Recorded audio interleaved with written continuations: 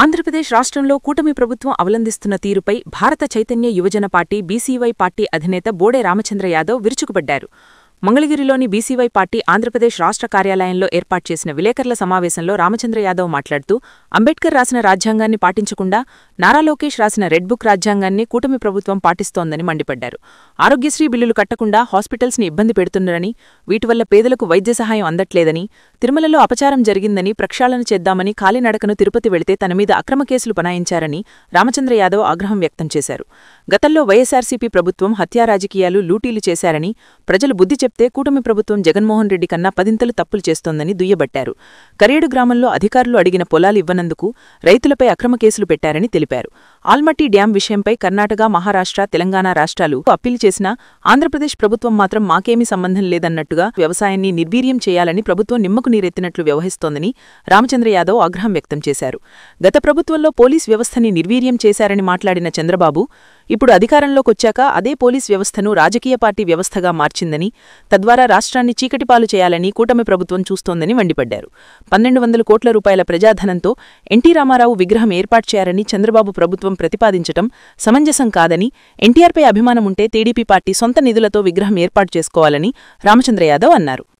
రాష్ట్రంలో చంద్రబాబు నాయుడు గారి ప్రభుత్వము పరిపాలన ఎలా ఉందంటే, మాకు రాయలసీమలో చిన్నప్పుడు నేను ఒక పిట్ట కథ వినేవాడిని. ఓ గ్రామంలో ఒక తాగుబోతుండేవాడు. అతను ప్రతిరోజు మద్యం సేవించి గ్రామంలో రోడ్ల మీద తిరిగే వాళ్ళని ఇబ్బంది పెట్టడము, గ్రామస్తులను ఇబ్బంది పెట్టడము, మహిళలను ఇబ్బంది పెట్టడము, ఇలాంటి పనులు చేస్తుంటే ఆ గ్రామంలో ఉన్న ప్రజలందరూ కూడా అతన్ని దుర్భాషలాడుతూ ఇతని పీడ మాకెప్పుడు వదులుతుందా అని చెప్పి ప్రతిరోజు బాధపడేవాళ్ళు. కొద్ది కాలం తర్వాత అతను అనారోగ్యంతో జీవిత చివరి దశకు చేరుకొని చనిపోతూ తన కుమారుడి దగ్గర ఒక మాట తీసుకుంటాడు.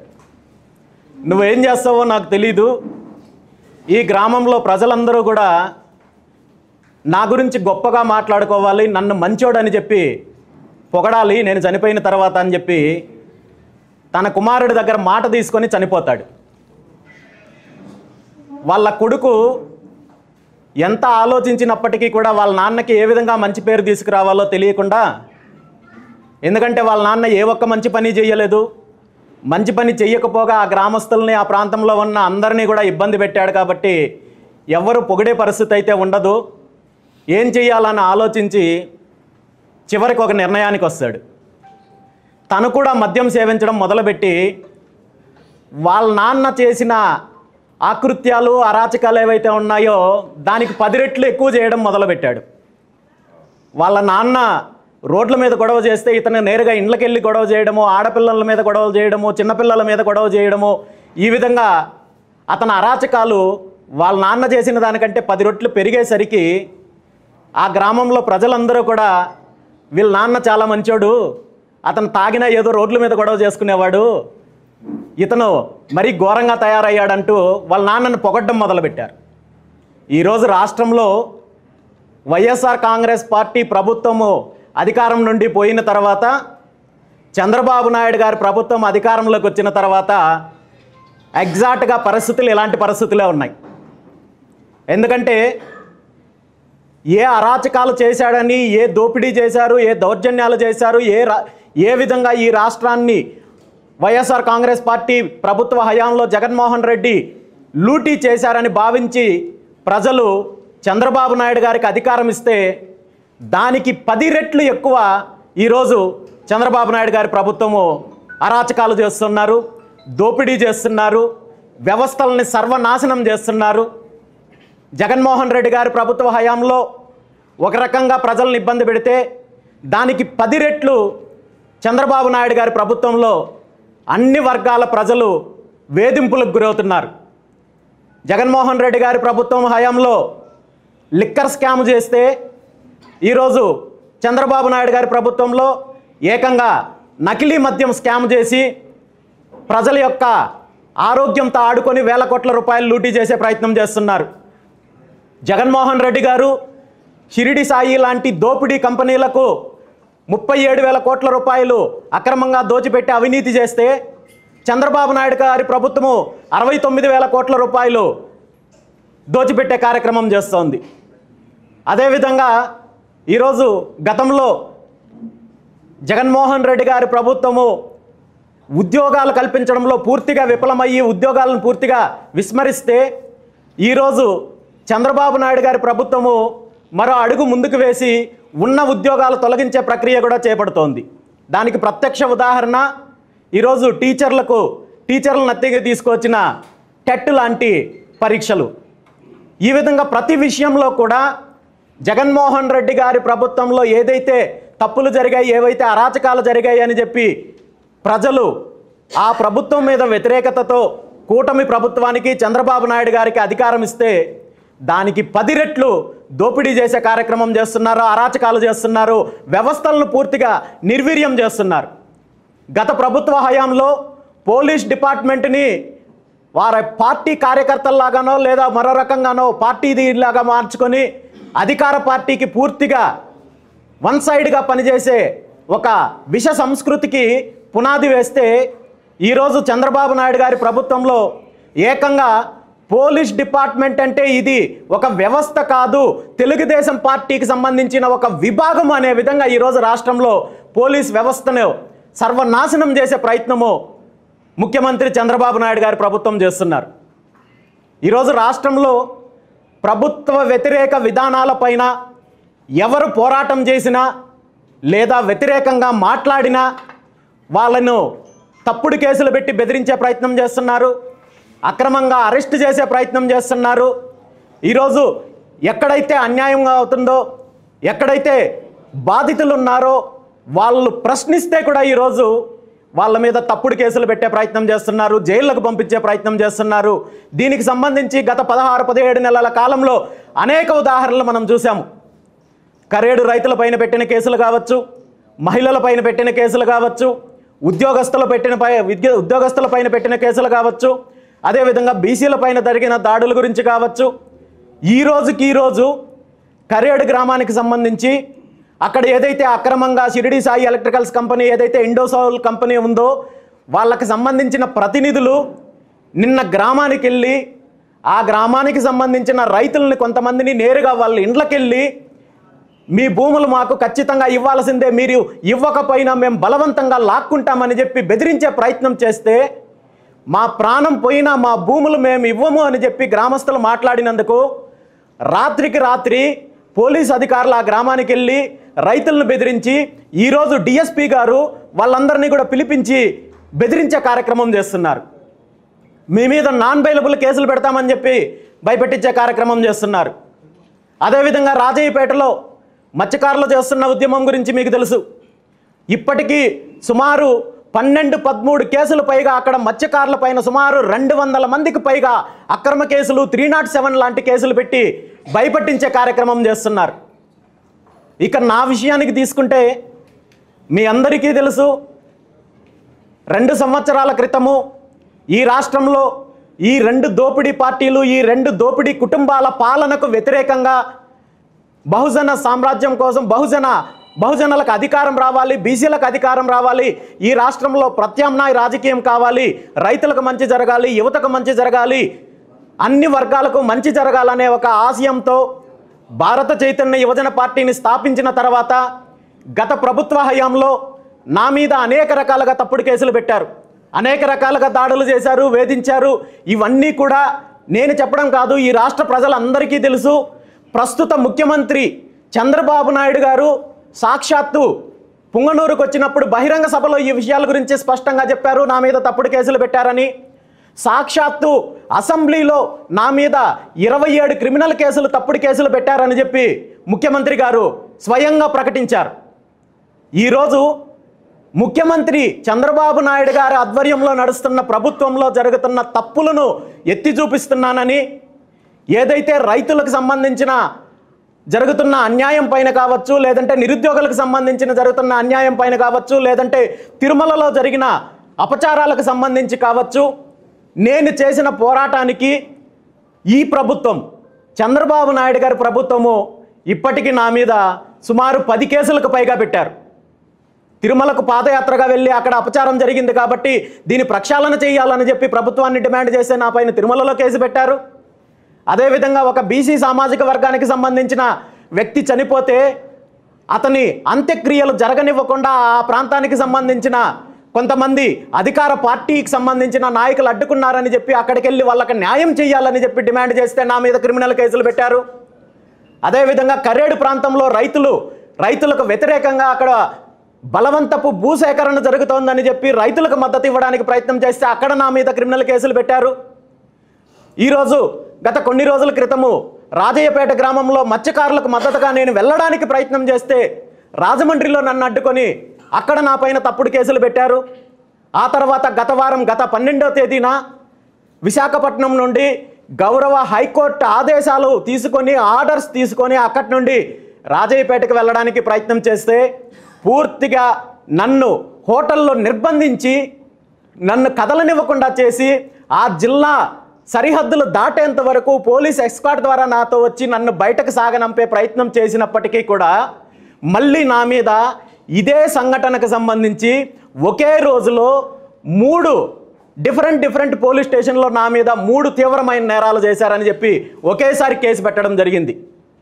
విశాఖపట్నంకు సంబంధించిన మహిళా పోలీసులపైన నేను దాడి చేశానని చెప్పి వైజాగ్ ఎయిర్పోర్ట్ పోలీస్ స్టేషన్లో కేసు పెట్టారు, క్రిమినల్ కేసు ఫైల్ చేశారు.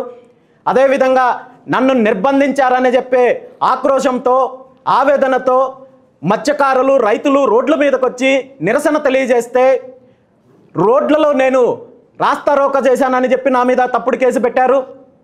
అదేవిధంగా రాజయ్యపేటకు సంబంధించి ఆ ఆందోళన ఆ ఉద్యమకారులని నేను రెచ్చగొట్టి వాళ్ళ ద్వారా ఉద్యమాన్ని ప్రేరేపించి పోలీస్ స్టేషన్ మీదకి దాడి చేయడానికి ప్రయత్నం చేశాను లేదా పోలీసులను గాయపరిచానని చెప్పి ఏకంగా హత్యా ప్రయత్నం కేసు నక్కపల్లి పోలీస్ స్టేషన్లో పెట్టారు. ఒకే వ్యక్తి పైన ఏకకాలంలో ఒకే రోజు 3 డిఫరెంట్ పోలీస్ స్టేషన్లో వీళ్ళ యొక్క అధీనంలో నేను ఉన్నప్పటికీ కూడా నా మీద 3 తప్పుడు కేసులు పెట్టే ప్రయత్నం చేశారు. ఇంతకంటే అన్యాయమో ఇంతకంటే ఘోరం మరొకటి ఉంటుందా? ఈరోజు ఆంధ్రప్రదేశ్ రాష్ట్రంలో అంబేద్కర్ గారు రాసిన రాజ్యాంగాన్ని ఏమాత్రం పాటించకుండా ఈరోజు పూర్తిగా నారా లోకేష్ చెప్పిన రెడ్ బుక్ రాజ్యాంగాన్ని నడిపించే ప్రయత్నం చేస్తున్నారు. దానికి పోలీస్ వ్యవస్థ మీద ఒత్తిడి తీసుకొని వచ్చి ఈరోజు ఈ విధంగా తప్పుడు కేసులు పెట్టే ప్రయత్నం చేస్తున్నారు. నేను ఒక్కటే అడుగుతున్నాను, ఒకే వ్యక్తి మీ నిర్బంధంలో ఉన్న వ్యక్తి ఈరోజు 3 సపరేట్ ప్రాంతాల్లో 3 నేరాలు ఎలా చేయగలడు? నేనేమైనా దశావతారాలు ఎత్తానా లేదా మరొక అతీతమైన శక్తులు ఏమన్నా ఉండి నేను ఇంకో రకంగా చేయగలుగుతున్నానా? ఎందుకు ఇంతగా పోలీస్ వ్యవస్థను దిగజార్చే ప్రయత్నం చేస్తున్నారని చెప్పి ఈ సందర్భంగా నేను ముఖ్యమంత్రి చంద్రబాబు నాయుడు గారిని ప్రశ్నిస్తున్నాను. గతంలో ఏదైతే గత ప్రభుత్వం పోలీస్ వ్యవస్థని నాశనం చేసింది, నిర్వీర్యం చేసింది, నేనొస్తే లా అండ్ ఆర్డర్ని కాపాడుతానని చెప్పి ప్రగల్భాలు పలికిన ఈరోజు మీరు చేస్తున్న అరాచకాలేంటి? దేశంలో ఎక్కడైనా జరగని విధంగా ఈరోజు పోలీస్ వ్యవస్థని దుర్వినియోగం చేయడంలో ఈరోజు చంద్రబాబు నాయుడు గారి ప్రభుత్వము రికార్డు నెలకొల్పింది. ఇంత చేస్తున్నప్పటికీ కూడా నేను న్యాయబద్ధంగా హైకోర్టు వారిని ఆశ్రయించి నేను మత్స్యకారులకు మద్దతుగా నిలవడానికి ప్రయత్నం చేస్తుంటే అనేక రకాలుగా నన్ను అడ్డుకునే ప్రయత్నం చేస్తున్నారు. చివరికి రేపు నేను రాజయ్యపేటకు వెళ్ళడానికి గౌరవ హైకోర్టు వారి నుండి పూర్తి స్థాయి అనుమతులు తీసుకొని వెళ్ళడానికి ప్రయత్నం చేస్తుంటే ఇప్పుడు కూడా పోలీసులే దగ్గరుండి ఆ ప్రాంతానికి సంబంధించిన అధికార పార్టీ నాయకులు కార్యకర్తలను ప్రేరేపించి రేపు నా పర్యటనలో గొడవలు సృష్టించి ఆ గొడవలన్నింటినీ కూడా రామచంద్ర యాదవ్ మీద బీసీవై పార్టీ మీద తోసి అక్రమ కేసులు పెట్టే విధంగా ఈరోజు వ్యూహాలు రచిస్తున్నారని చెప్పి స్థానికులు మత్స్యకారులు నాకు చెప్పే ప్రయత్నం చేస్తున్నారు. నిజంగా ఇలాంటి నీచమైన కార్యక్రమాలకు దిగజారాల్సిన అవసరం ఏముందని చెప్పి ఈ సందర్భంగా నేను పోలీస్ డిపార్ట్మెంట్ని ప్రశ్నిస్తున్నాను. పోలీస్ డిపార్ట్మెంట్ అంటే అధికార పార్టీకి అధికార పార్టీ నాయకులకు అనుకూలంగా ఉండడమో లేదంటే అధికార పార్టీ నాయకులు చెప్పిన పనులు చేయడం చూసాం గతంలో. కానీ కేవలము పోలీసు వ్యవస్థ ఉన్నది అధికార పార్టీ కోసం మాత్రమే అనే విధంగా ఈరోజు దిగజారిపోతుందంటే ఈ రాష్ట్రంలో ఏం జరుగుతుందో ప్రజలు కూడా గమనిస్తున్నారనే విషయాన్ని మీరు మర్చిపోతున్నారు.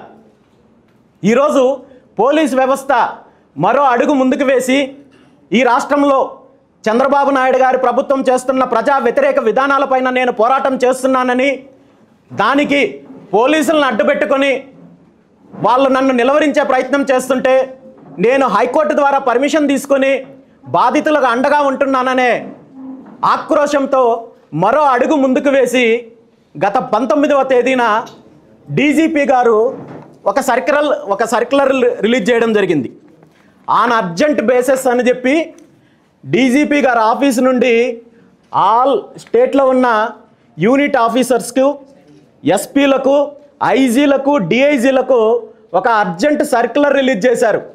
ఈ సర్క్యులర్ సారాంశం ఏంటంటే, భారత చైతన్య యువజన పార్టీ అధ్యక్షుడు రామచంద్ర యాదవ్ గారి పైన రాష్ట్రంలో ఉన్న టోటల్ క్రిమినల్ కేసులు ఏవేవి ఉన్నాయో వాటన్నింటినీ కూడా సేకరించమని చెప్పి, ఇది చాలా అత్యవసరమైన సమస్య, ఈ రాష్ట్రంలో ఇంకా వేరే సమస్యలు ఏవీ లేవు, మాకు ఇది చాలా అత్యవసరమైన సమస్య అని చెప్పి ఈరోజు రాష్ట్రంలో ఉన్న ఎస్పీలకు అందరికీ, యూనిట్ ఆఫీసర్లందరికీ, ఐజీలకు, డిఐజీలకు సర్క్యులర్ రిలీజ్ చేయడం జరిగింది.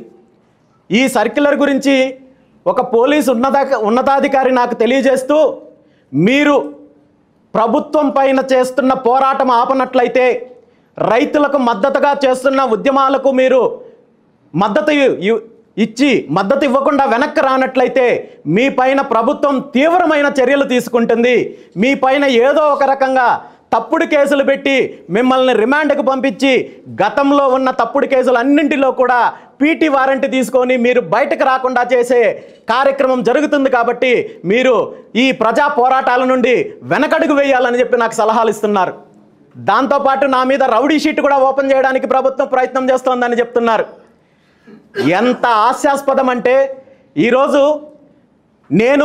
నా పర్యటనలు, నేను చేస్తున్న కార్యక్రమాలు ఇది రాజకీయపరమైన కార్యక్రమాలతో కాకుండా, నేను ప్రజలకు సమస్య ఉన్నప్పుడు ఎక్కడైతే రైతులు ఇబ్బంది పడుతుంటేనో, లేదా మహిళలు ఇబ్బంది పడుతుంటేనో, లేదంటే అక్రమంగా అధికారాన్ని అడ్డం పెట్టుకొని హత్యలు చేస్తుంటే ఆ బాధితులకు అండగా నిలబడడానికి నేను వెళ్తుంటే, నా పర్యటనలను అడ్డుకోవడానికి, లేదంటే నా మూమెంట్స్ ఆపడం కోసము ఈరోజు ఇలాంటి నీచమైన కార్యక్రమాలు చేయడానికి పోలీస్ వ్యవస్థ దిగజారుతోందంటే ఈ రాష్ట్రంలో ఏం జరుగుతోందో ప్రతి ఒక్కరూ కూడా ఆలోచించాల్సిన అవసరం ఉంది.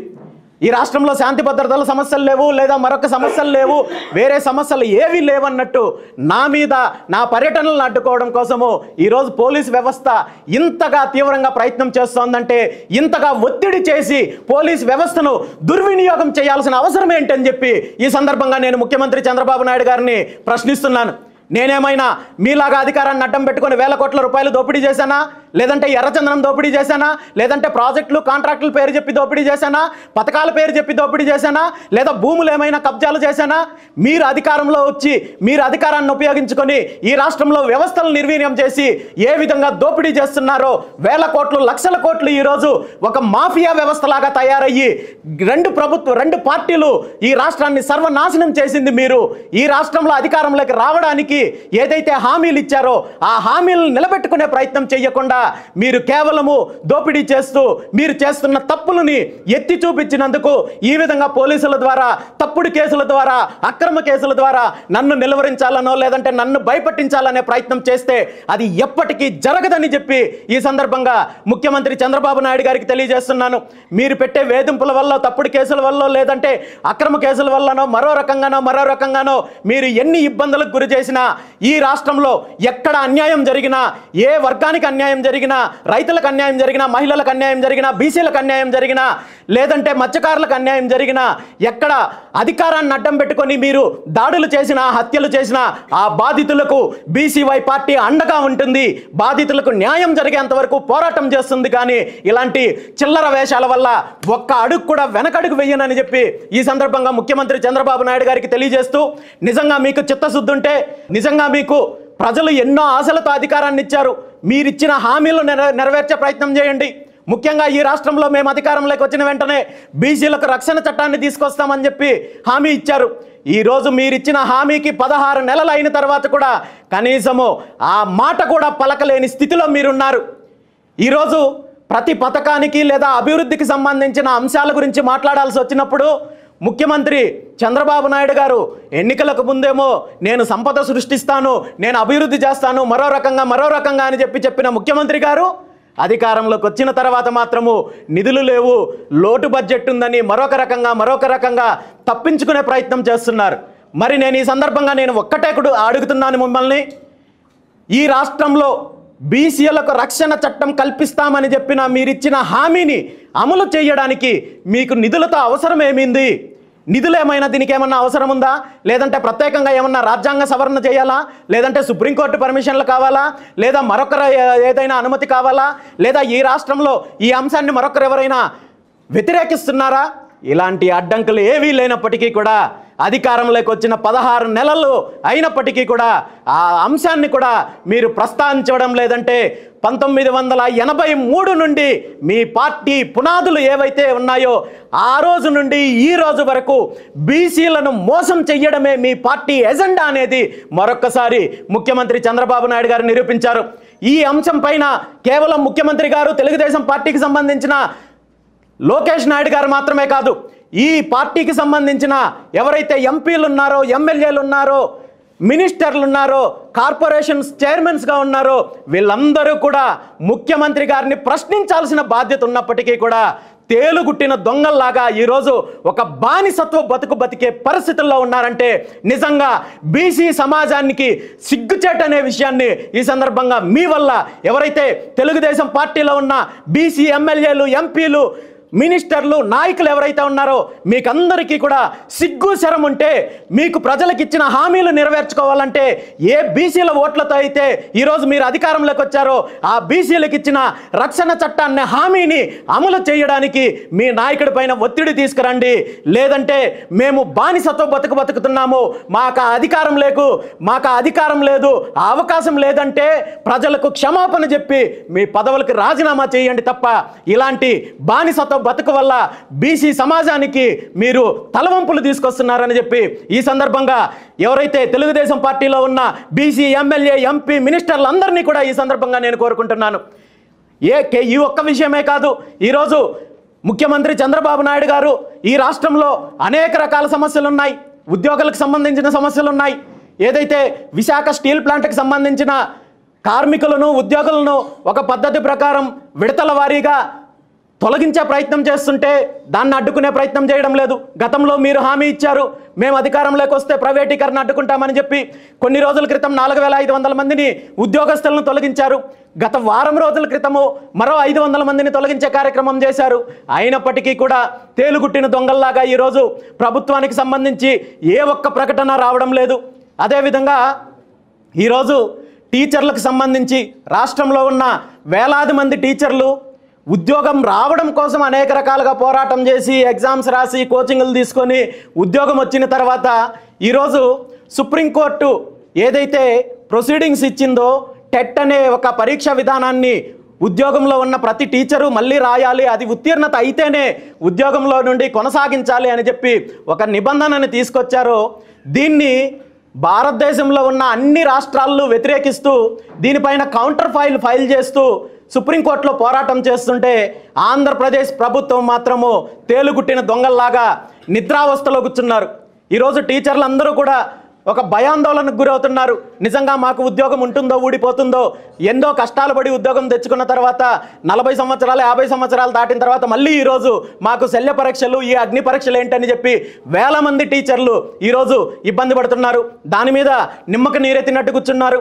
అదేవిధంగా విద్యుత్ శాఖకు సంబంధించిన ఉద్యోగులు, కార్మికులు గత అనేక రకాలుగా ఆందోళన చేస్తున్నారు వాళ్ళ సమస్యలకు సంబంధించి. దాని గురించి పట్టించుకునే పరిస్థితుల్లో లేదు. అదేవిధంగా ఈరోజు ఆరోగ్యశ్రీకి సంబంధించిన బిల్లులు ఆగిపోయి ఈరోజు పూర్తిగా చాలా హాస్పిటల్స్లో, నెట్వర్క్ హాస్పిటల్స్లో పేదలకు వైద్యం కల్పించకుండా రిజెక్ట్ చేస్తుంటే ఆ బిల్లులు పే చేసే పరిస్థితుల్లో ఈరోజు ప్రభుత్వం లేదు. అదేవిధంగా ఈ రాష్ట్రంలో అనేక సమస్యలకు సంబంధించి ఈరోజు గతంలో ఉన్న ఏవైతే కమిషన్స్ ఇచ్చిన, కొన్ని బచావత్ కమిషన్ లాంటి వాళ్ళు ఇచ్చిన తప్పుడు నివేదిక వల్ల కర్ణాటక ప్రభుత్వం దాన్ని ఆధారంగా చేసుకొని ఆల్మట్టి డ్యామ్ నిర్మాణాన్ని హైట్ని పెంచుకుంటూ పోతుంటే దీని మీద ఇప్పటికే తెలంగాణ ప్రభుత్వం కావచ్చు, అదేవిధంగా మహారాష్ట్ర ప్రభుత్వం లాంటి వాళ్ళు హైకోర్టులో అప్పీలు చేస్తే ఆంధ్రప్రదేశ్ ప్రభుత్వం మాత్రము ఇప్పటి వరకు దాని మీద ఏం జరిగినా మాకు సంబంధం లేదు, రైతులు సర్వనాశనం అయిపోయినా మాకు సంబంధం లేదు. ఒక రకంగా మేము కోరుకునేది కూడా అదే. ఎందుకంటే రైతుల నుండి భూములు సేకరించి పూర్తిగా వ్యవసాయాన్ని నిర్వీర్యం చేయాలనే ఒకే ఒక సంకల్పంతో ముఖ్యమంత్రి చంద్రబాబు నాయుడు గారు ఉన్నారు. కాబట్టి ఇన్ని జరుగుతున్నప్పటికీ కూడా ఈ రాష్ట్రానికి సంబంధించిన ఏ ఒక్క అంశంలో నిమ్మక నీరెత్తినట్టు ప్రవర్తిస్తూ కేవలము దోపిడీ చేస్తూ, భూములు దోపిడీ చేస్తూ, అదేవిధంగా కాంట్రాక్టుల పేరు చెప్పి అనేక రకాలుగా వేల కోట్ల రూపాయలు ఈరోజు ప్రజాధనాన్ని లూటీ చేసే ప్రయత్నం చేస్తున్నారు. మరో ముఖ్యమైనది ఏంటంటే ఈరోజు మేము అభివృద్ధి కంపెనీలు పేరు చెప్పి ఈరోజు ₹1 వేల కోట్ల విలువైన భూములు ₹1 పలానా ఎంఎన్సీ కంపెనీకి ఇచ్చాము, లేదంటే ప్రపంచ దేశాలన్నీ వ్యతిరేకించిన డేటా సెంటర్ని ఈరోజు మేము విశాఖపట్నానికి తీసుకొని వచ్చి తీర ప్రాంతాన్ని సర్వనాశనం చేసే కార్యక్రమం చేస్తున్నారు. ఇలాంటి కార్యక్రమాలు చేస్తూ, ఇలాంటి పబ్లిసిటీ స్టంట్లు ఉపయోగిస్తూ రాష్ట్రాన్ని, రాష్ట్ర ప్రజలను అంధకారంలోకి నెట్టే ప్రయత్నం చేస్తున్నారు తప్ప మరొక ఏ ఒక్క అంశంలో కూడా ఈ రాష్ట్రానికి చంద్రబాబు నాయుడు గారి ప్రభుత్వం వల్ల మేలు జరగడం లేదనే విషయాన్ని ఈ రాష్ట్రంలో అన్ని వర్గాల ప్రజలు గమనించారు. ఇవేవి పట్టించుకొని ప్రభుత్వం మాత్రము చంద్రబాబు నాయుడు గారు తన ఆఫీసు నుండి ఇంటికి వెళ్ళడానికి ఆహ్లాదకరమైన వాతావరణం కావాలని చెప్పి ₹4 కోట్ల పెట్టి లైటింగ్ డెకరేషన్ చేసే కార్యక్రమం చేస్తున్నారు. ఆ పార్టీకి సంబంధించిన నాయకుడు విగ్రహం పెట్టడం కోసము సుమారు 1200 కోట్లతో ఈరోజు ఎన్టీ రామారావు విగ్రహాన్ని ఏర్పాటు చేసే కార్యక్రమం చేస్తున్నారు. ఇది ప్రజాధనంతో ఏర్పాటు చేసే కార్యక్రమం చేస్తున్నారు. మీకు నిజంగా ఎవరో ఈ అధికారం ఇచ్చారని చెప్పి ఈ సందర్భంగా ముఖ్యమంత్రి చంద్రబాబు నాయుడు గారిని ప్రశ్నిస్తున్నాను. మీ నాయకుడికి విగ్రహం పెట్టాలనుకుంటే అది మీ పార్టీ నిధులతోటో, లేదంటే మీ సొంత నిధులతోటో, మీ కంపెనీ నిధులతోటో, మీ కుటుంబ నిధులతోటో చేయించుకోండి తప్ప ప్రభుత్వ నిధులతోటి, ప్రజానిధులతోటి 1200 కోట్ల రూపాయలు పెట్టి ఈరోజు విగ్రహం పెడుతున్నారంటే రాష్ట్ర ప్రజలు మిమ్మల్ని ఉమ్మేసే రోజులు వస్తాయని చెప్పి ఈ సందర్భంగా హెచ్చరిస్తూ, ఇప్పటికైనా ముఖ్యమంత్రి చంద్రబాబు నాయుడు గారు తన విధానాలను మార్చుకొని ఈ రాష్ట్ర అభివృద్ధి కోసము, ఈ రాష్ట్ర ప్రజల మంచి కోసము తోడ్పాటు అందించాలి. కానీ ఇలాంటి నీచ రాజకీయాలు చేస్తూ, ఈ విధంగా దోపిడీ చేస్తూ, ఎవరైతే ఎదురు తిరిగారో వాళ్ళ మీద తప్పుడు కేసులు పెడుతూ పోలీస్ వ్యవస్థని నిర్వీర్యం చేసే కార్యక్రమం చేస్తే మాత్రము చరిత్ర మిమ్మల్ని క్షమించదని చెప్పి ఈ సందర్భంగా తెలియజేస్తూ, ఈ రాష్ట్రంలో ఈ దోపిడీ పార్టీలు, ఈ దోపిడీ కుటుంబాల యొక్క రాజకీయానికి, అధికారానికి అంతం పలికి ఈ రాష్ట్రంలో ఒక ప్రజా రాజకీయం దిశగా, ఒక ప్రత్యామ్నాయ రాజకీయం దిశగా, బడుగు బలహీన వర్గాలకు అధికారాన్ని అందించే దిశగా బీసీవై పార్టీ పోరాటం చేస్తుంది. ఇందులో ఎన్ని ఇబ్బందులు వచ్చినా, ఎన్ని ఆటంకాలు వచ్చినా, ఎంత కుట్రలు జరిగినా వెనకడుగు వెయ్యమని చెప్పి ఈ సందర్భంగా మరొకసారి తెలియజేస్తూ సెలవు తీసుకుంటున్నాను.